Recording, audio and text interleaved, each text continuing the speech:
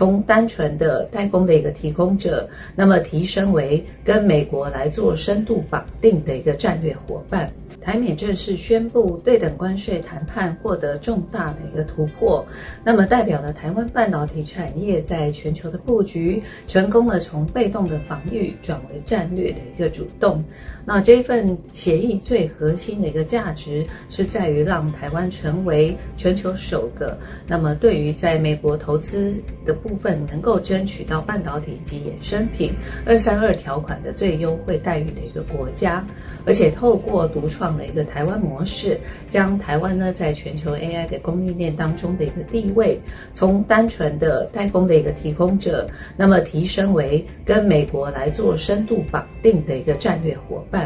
我想这对于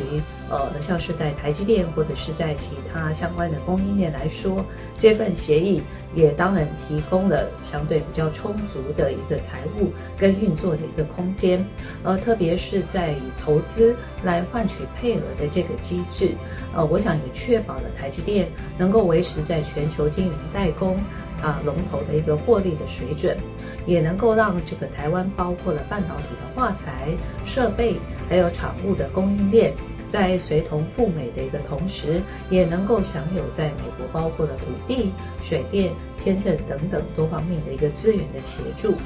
那么用这个投资换配额的一个机制，它这样的一个设计，那么可以来解决海外厂那么初期成本比较高，以及在产能调度的一个问题，让台积电亚利桑那州厂在这个建立超级聚落的一个同时，也能够在这个部分还是能够利用到台湾本土高效率的产能呢，来支持美国的一个需求，而不受到232条款的一个干扰。所以比较宏观的一个战略的角度上来看，那么似乎在台美目前也确立了，那么将会从台美双核心的一个运作架构来取代过去半导体呢以台湾为主的一个部分。那同时在这次台湾将会2500亿美金呢来投资美国，那双向的也能够获得在美方的部分，那么也会投资台湾像是5大的一个信赖产业，那么在建立这个双向的一个循环。那我想这个部分呢也是能够确保在这个台美之间能够得到双赢的一个局面。当然在这一场协议最终呢，还是期望台湾的一个半导体产业还是能够持续维持